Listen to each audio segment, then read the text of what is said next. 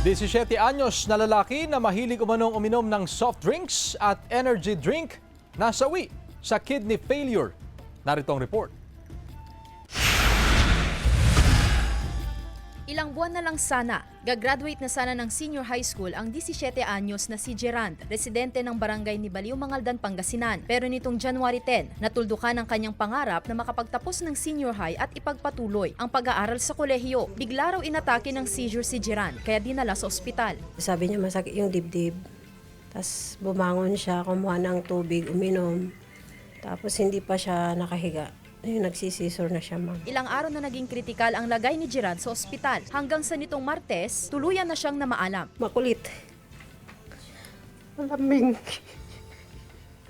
Hindi ko kasi matanggap, ma'am. Gusto kong mabuhay siya, kaso lang, nung araw na yun na kailangan niya ng dugo, wala.